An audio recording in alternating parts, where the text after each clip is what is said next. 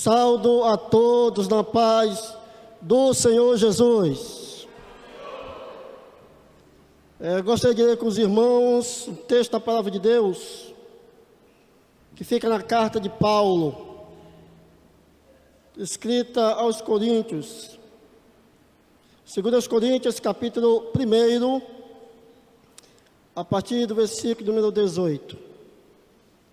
2 Coríntios, capítulo 1, a partir do versículo de número 18.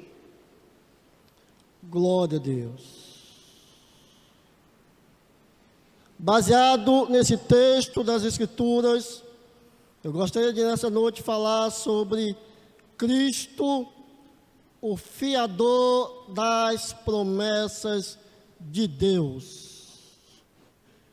Cristo, o fiador das promessas de Deus. Glória a Deus. 2 Coríntios, capítulo 1, a partir do versículo 18. Quem achou, diga amém. O versículo 18 diz: Deus é fiel. E o versículo de 19 continua: porque o Filho de Deus, Cristo Jesus, sempre nele houve o sim. Versículo 20: porque quantas são as promessas de Deus, tantas tem nele, em Cristo, o sim, porquanto também por ele é o amém, para a glória de Deus. Glória a Deus. Aleluias. Meus queridos irmãos, as Escrituras contêm mais de 7.000 promessas que Deus fez para o seu povo. Talvez você não entendeu, mas eu vou repetir. Deus fez para você e deixou registrado neste livro que você conduz mais de 7.000 promessas. Glória a Deus. Como isso nos enche de alegria. Glória a Deus. Porém, a maioria das promessas que Deus fez são promessas condicionais. Isso é, elas dependem da fidelidade do homem. É inquestionável que Deus é fiel e Ele cumpre as suas promessas. As incondicionais não precisam de nenhuma participação do homem. Ele diz e Ele faz, independentemente da contribuição dos homens. Mas as promessas condicionais, que são a maioria, ainda que Deus seja fiel, mas o homem precisa fazer a sua parte. É por isso que, quando nós lemos as promessas de Deus, nós sempre vamos encontrar textos como esses, que diz: se apenas ouvires atentamente a voz do Senhor teu Deus, para cuidares em cumprir todos os seus mandamentos, então o Senhor teu Deus te abençoará, como te tem prometido. O rei Davi, sabendo disso, ele escreveu: Tu, Senhor, cumpres as tuas promessas para quem obedece às tuas leis com sinceridade. Então Deus é fiel, as suas promessas são fidedignas. Deus não mente jamais, mas para Ele cumprir as suas promessas em nossas vidas, precisamos ser fiéis a Deus. Fidelidade, eis a questão. Por quê? Porque as Escrituras diz em várias partes que o homem sempre está vacilando em obedecer os mandamentos de Deus. Por exemplo, o rei Salomão escreveu dizendo: na verdade, não há homem justo sobre a terra que faça o bem e nunca peque. Quer dizer, o homem, por mais que se esforcem em obedecer os mandamentos de Deus, algum momento na vida ele vacila, ele peca, ele desobedece, ele é infiel, porque não é fácil para o homem permanecer sempre fiel. Está escrito em Eclesiastes: não há um justo, nenhum sequer. Não há quem faça o bem, não há nenhum só. Então as Escrituras colocam os homens em um só patamar. Não há nenhum homem que seja melhor do que o outro, capaz de obedecer sempre à voz de Deus. Algum momento na vida, ele vai vacilar, ele vai pecar, ele vai ficar reprovável. E por causa disso, meus irmãos, que as promessas de Deus só se cumprem na vida de um homem fiel, de uma mulher fiel, e que fidelidade é algo difícil para nós. A Bíblia, ela vai dizer que o livro, que as promessas de Deus serão seladas. Quer dizer, porque o homem não é fiel, porque o homem não cumpre a sua parte diante de Deus, Deus vai selar as suas promessas, para que elas não se cumpram mais na vida do homem. Deus vai selar com 7 selos as Escrituras. Isso é o que diz o profeta Isaías. O profeta Isaías diz no seu livro, no capítulo 29, versículo 11, o seguinte: pelo que a visão vos é como as palavras de um livro selado, que se dá ao que sabe ler, dizendo: ora, lê isto. E ele dirá: não posso, porque está selado. Então as promessas das Escrituras foram seladas, porque as pessoas não foram fiéis o suficiente para ter direito às promessas de Deus. As promessas estão registradas, ninguém pode apagá-las, mas está selada por causa da infidelidade do homem. Por mais que ele leia, mas ele não tem acesso àquelas promessas.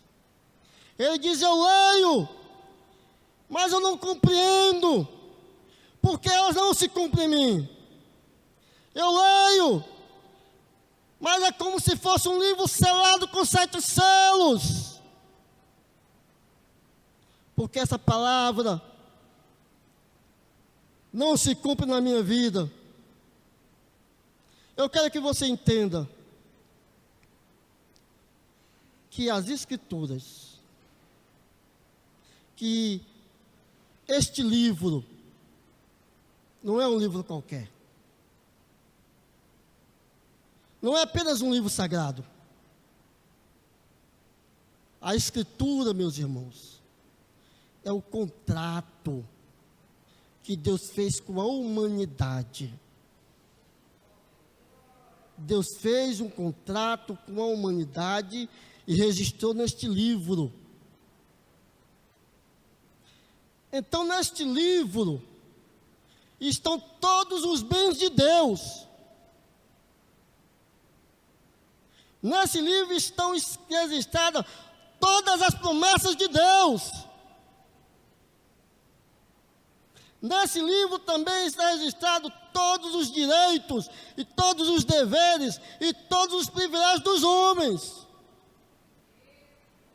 O Deus do universo, o Criador de todas as coisas, registrou no livro os seus bens, colocou à nossa disposição e disse: se você for fiel, você vai herdar todas as minhas promessas. E eu serei o seu Deus, e você será o meu filho. Mas, por outro lado, também está registrado nesse livro, que se o homem não for fiel, ele vai sofrer os castigos de Deus. Ele vai ter que arcar com todos os danos, porque Deus, o contratante, não pode sofrer o prejuízo de seus bens. Por quê? Porque antes dos homens mostrarem qualquer finalidade, primeiramente Deus colocou os bens à disposição dos homens. A Bíblia diz que Deus fez o homem pouco menor do que os anjos, e o coroou de glória e de honra, e sujeitou aos seus pés todos os seus bens. Isso antes do homem demonstrar qualquer fidelidade. Então Deus diz agora: permaneça fiel, para que você possa garantir para você e para os seus futuros descendentes os meus bens, a sua herança. Mas uma vez que o homem não foi fiel em cumprir a sua parte no contrato, se nós lemos toda a história bíblica, toda a história eclesiástica, toda a história de Israel, nós vamos encontrar que o homem não conseguiu permanecer fiel na sua parte de fidelidade a Deus, perdendo os seus direitos e os seus privilégios a tudo quanto Deus colocou à disposição dos homens. Porque sempre o homem tem que cumprir a sua parte. Por exemplo, se nós lemos o Salmo 37, versículo 3. O Salmo 37, versículo 3 diz: habitarás na terra verdadeiramente e serás alimentado. Quer dizer, o que é que Deus está prometendo ao homem nesse texto? Está prometendo que ele terá a sua propriedade privada, a sua propriedade particular. E durante o tempo em que ele viver na terra, ele vai ser alimentado. Ele não vai só ser alimentado, ele vai ser verdadeiramente alimentado. Quer dizer, ele vai ter o suficiente para viver, ele e a sua família. Essa é a promessa de Deus, e que promessa gloriosa. Mas o que é que o texto diz antes dessa promessa? Qual é a condição que o texto estabelece? Confia no Senhor e faz o bem. Então agora tu vai ter a tua casa própria, o teu emprego, e tu vai ser alimentado. Mas, primeiramente, o homem tem que confiar no Senhor. O homem tem que praticar o bem. Mas nós lemos que não há nem um justo, e não há ninguém que pratique o bem, sem nunca vacilar. O versículo 4 desse mesmo salmo diz: Deus te concederá o que deseja o teu coração. Oh, meus irmãos, que promessa maravilhosa. Aí imaginou tudo quanto você desejar e Deus lhe conceder? Deus não mente, Deus é fiel. Mas o que é que o texto diz antes dessa promessa? Deleita-te também no Senhor. Quando você se deleitar no Senhor, agora então Ele vai conceder o desejo do teu coração. E o que é deleitar no Senhor? É satisfazer a Deus, é agradar a Deus, é dar prazer a Deus. Quando você agradar a Deus, quando você se enquadrar dentro da vontade de Deus, quando você estiver dentro do centro da vontade de Deus e desejar tudo aquilo que Deus deseja para a sua vida, então Ele concederá esse desejo. Mas, meu irmão, tem que agradar a Deus. E quem é o homem que agrada a Deus? Os amigos de Jó disse: nem as estrelas são puras aos olhos de Deus, nem os anjos. Ele considera santos. E o salmista diz: quanto mais eu, que sou homem, sou um verme, como Deus vai habitar comigo? O que é o homem? O que é o homem para que tu o estime? Ele não está perguntando quem é o homem, porque quem é o homem, a gente pode dizer: o homem é criatura de Deus, o homem é filho de Deus, mas ele está perguntando o que é o homem. Quer dizer, qual é a estrutura do homem? De que ele é feito?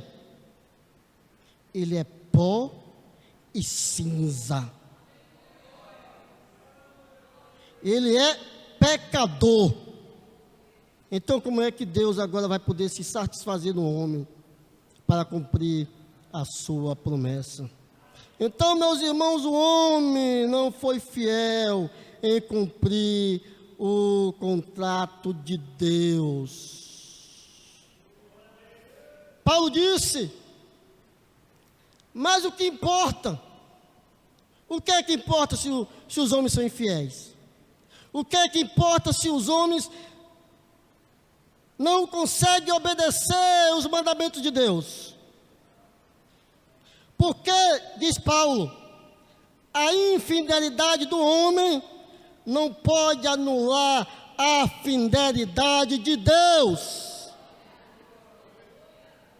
Quer dizer, um homem é infiel, não consegue permanecer na vontade de Deus, mas Deus, que é bondoso, que é riquíssimo em misericórdia, jamais vai anular a sua fidelidade por causa da infidelidade do homem.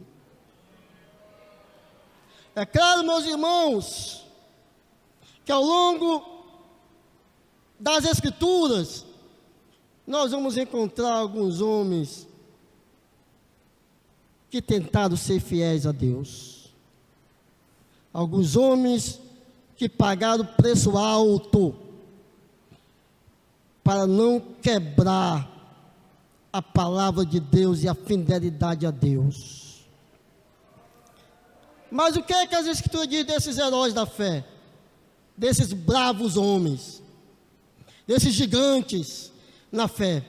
Homem a quem nós admiramos, que nós queremos imitar o exemplo da vida deles, tanto em perseverança como em fé.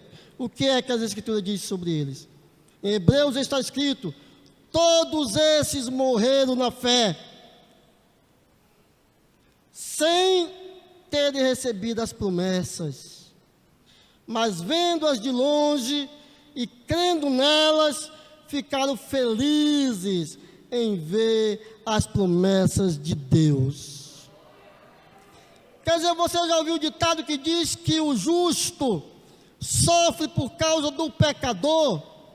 Pois é, esses homens tentaram ser fiel a Deus, mas por causa do sistema em que eles viveram, em que os seus compatriotas não eram fiel, porque a nação em que eles pertenciam não era fiel a Deus. E eles só poderiam herdar as promessas de Deus se a nação herdasse junta. Então, uma vez que a nação de Israel não foi fiel, e apenas poucos homens conseguiram guardar a fidelidade de Deus, esses homens também foram bloqueados de alcançar as promessas de Deus, embora eles apenas contemplaram de longe, desejaram, viram e morreram na fé, sem receber as promessas de Deus. Glória a Deus. Então, meus irmãos, Deus, sabendo que o homem não seria fiel, e que mesmo que houvesse homens fiéis, a fidelidade deles não seria suficiente para herdar as promessas de Deus. Deus, sabendo disso, pela sua presciência, Deus, sabendo disso, pelo amor que Ele tinha ao homem, Ele de antemão designou um fiador para as suas promessas. Glória a Deus. Quer dizer, Deus, quando estava escrevendo um contrato na eternidade, Ele olhou para o contrato e disse: o homem não vai cumprir a sua parte. Eu sei que ele vai quebrar o contrato. Então, eu sabendo disso, eu já vou agora designar um fiador. E o que é um fiador? Um fiador é aquele que garante que as promessas de Deus vão ser cumpridas. O fiador é aquele que se responsabiliza em pagar a dívida daquele que deve. É aquele que se responsabiliza de cumprir aquilo que o outro não pode cumprir. É como você que vai comprar, sei lá, um bem, uma casa, um automóvel, e a empresa sabe que você não consegue pagar aquele bem.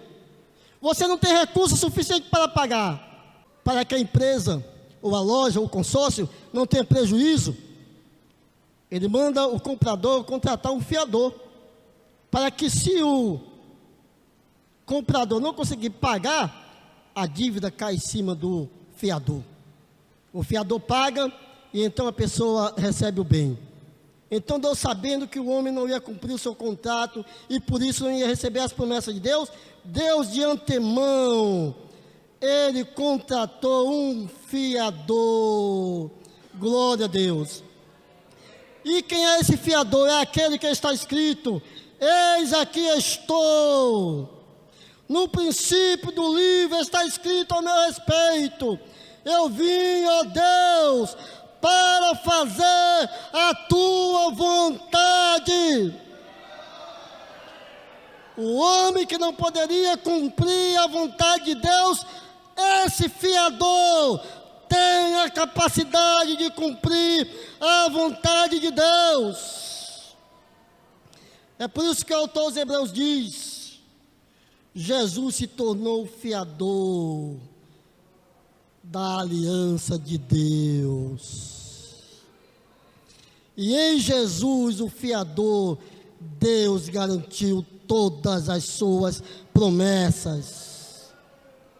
E esse fiador foi tão fiel a Deus, que Deus ainda fez mais promessas ainda, promessas muito mais superiores muito mais melhores do que todas as promessas que ele fez no Antigo Testamento. Glória a Deus. Aleluias. Nós temos que ser sempre gratos, meus irmãos, pelo fiador da promessa de Deus, Cristo Jesus. Cristo Jesus. É Ele que garante o cumprimento das promessas de Deus. Porque ainda que nós sejamos infiéis, Cristo vai permanecer sempre fiel a Deus. E sempre Ele vai assegurar, vai garantir de que essas promessas irão se cumprir em nossas vidas. Glória a Deus. Aleluias.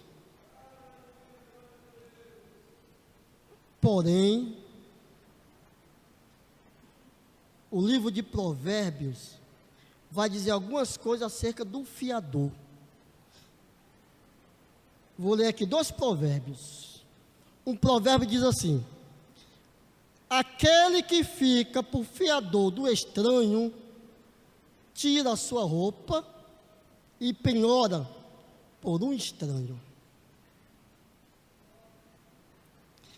Deus também diz: sofrerá severamente aquele que fica por fiador do estranho.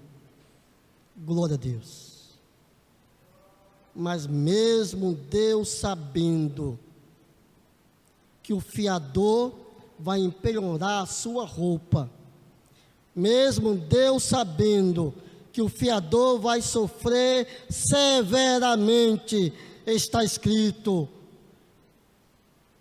Deus não poupou o seu próprio filho, antes o entregou por todos nós.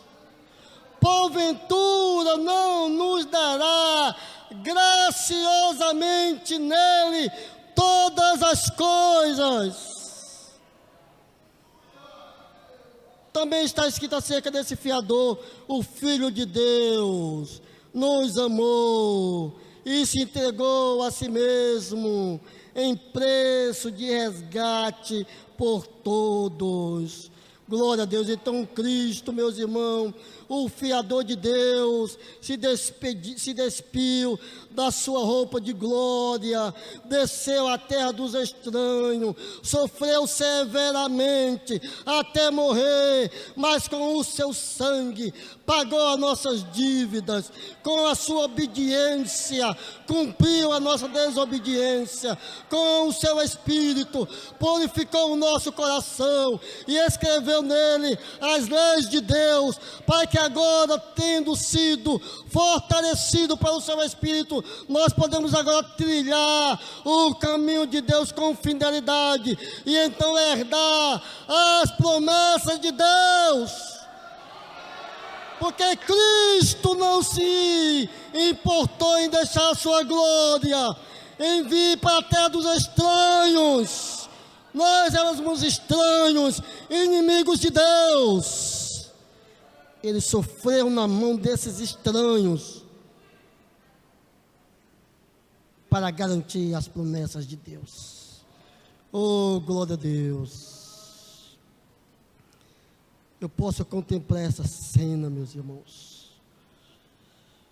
O Cristo, glória a Deus, subiu ao céu para garantir as promessas de Deus. João diz: eu vi aquele assentado no trono,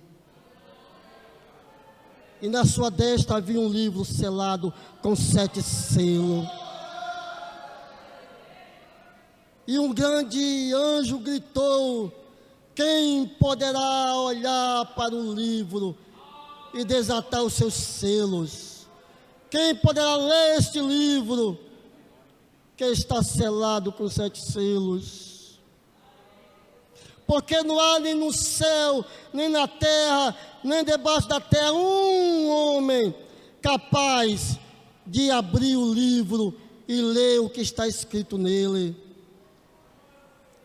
E a Bíblia diz que João chorava muito, glória a Deus, porque não havia ninguém que pudesse quebrar os selos do livro, de abrir o livro, de ler as promessas do livro. Ele diz: e eu chorava muito, porque não havia nem no céu, nem na terra, nem debaixo da terra, alguém que pudesse abrir o livro e ler o que está escrito nele. Nem entre os anjos, nem entre os vivos, nem entre os mortos, não há um candidato.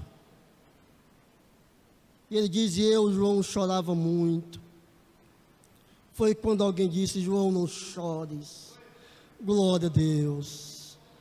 Eis aqui o leão da tribo de Judá, que venceu para desatar os 7 selos, para abrir o livro, para fazer cumprir nele as promessas que estão escritas. E João diz: e eu, quando olhei, vi o Cordeiro de Deus, aleluias, como havia sido morto, ainda o sangue escorria das suas mãos, ainda o sangue escorria do seu lado, e eu vi este homem se aproximando daquele em que estava o livro selado, e ele tomou da mão do homem que estava sentado no trono o livro, e quando ele tomou aquele livro, o sangue dele escorreu no livro, aleluias, e ele quebrou o primeiro selo, ele quebrou o segundo selo, o terceiro selo, o quarto selo, o quinto, o sexto e o 7º selo, e as escrituras se abriu diante dele, e com seus dedos merados de sangue, do seu próprio sangue, ele leu cada promessa e assinou, porque está escrito: todas as promessas de Deus, ele diz o sim, todas as promessas de Deus, ele diz o amém. Então, em cada promessa que está nas Escrituras, Cristo, fiador das promessas de Deus, diz que elas irão se cumprir. Ele bradou o seu amém. Eu confirmo essas promessas para a glória de Deus. Aleluias. Glória a Deus. As Escrituras poderiam ser um livro esquecido, um livro empoeirado, com belas histórias, mas com promessas seladas. Se Cristo não tivesse vindo, se Cristo não tivesse vencido, se Cristo não tivesse tomado o livro das mãos de Deus, se o Cristo não tivesse quebrado o selo, se Cristo não tivesse abrido o livro, e lido o livro, e assinasse no livro. Glória a Deus. Agora o livro não é mais constituída de promessas esquecidas, mas de promessas vivas e palpitantes e empolgantes, de modo que quando o cristão abre as Escrituras e lê cada promessa, ele vê escrito sim, ele vê escrito amém, ainda que ele diga: eu não consigo cumprir, mas o Cristo cumpre por ele. Ainda que ele não consiga ser obediente, Cristo é obediente por ele. Ainda que ele não consiga fazer o bem em todo o tempo, Cristo faz o bem por ele. Glória a Deus. O apóstolo Paulo disse: foi exatamente por isso que Cristo tornou-se ministro da velha aliança, para garantir as promessas de Deus. Aqueles santos do Antigo Testamento que morreram e não herdaram as promessas, apenas contemplaram, as suas promessas estão garantidas. De modo, meus irmãos, que se a gente não conseguir alcançar as promessas de Deus nessa terra que está caminhando para a destruição, nós vamos alcançar um novo mundo, porque está escrito: eis que Deus vai fazer nova todas as coisas, e aqueles que vencerem com Cristo herdará todas as coisas, e Deus será o seu Deus, e Ele será o seu Filho. E Ele diz mais: essas palavras são fiéis e verdadeiras. Glória a Deus, aleluias. Deus vai cumprir as promessas que Ele fez a você. Se você tem promessa de Deus, Deus vai cumprir. Paulo estava em um alto mar. O seu navio começou a naufragar. O mar era turbulento. Os marinheiros e as pessoas daquele barco estavam já perdendo a esperança. Já estava desfazendo de seus bens, porque sabia que o navio iria naufragar e todos ali iriam morrer. Mas havia uma pessoa que tinha promessa de Deus. Se você tem promessa de Deus, você pode estar no olho do furacão. Você pode estar em um navio quase ao naufragar. Mas se a promessa de Deus está sobre você, Deus é fiel para cumprir. E de manhã, bem cedo, Paulo se levantou e disse: meus irmãos, não temas, glória a Deus, porque esta noite, o anjo de Deus, a quem eu pertenço e a quem eu sirvo, esteve comigo e me disse: Paulo, não temas, porque ninguém aqui vai morrer. Eu te dou todos eles nas tuas mãos. O barco vai se estraçalhar, mas essas almas serão salvas. E Paulo disse: meus irmãos, eu confio em Deus, que vai se cumprir da maneira em que me foi dito. Então, meus irmãos, não importa a tormenta, não importa a tribulação, não importa a angústia, não importa a aflição, não importa o quanto é difícil, o Deus a quem você pertence e o Deus a quem você serve continuamente é fiel e poderoso para cumprir as suas promessas. Glória a Deus. Quem crê assim, fique de pé, por favor, em nome do Senhor Jesus. Quem crê que Deus é fiel para cumprir suas promessas? Glória a Deus. Deus cumpre as suas promessas.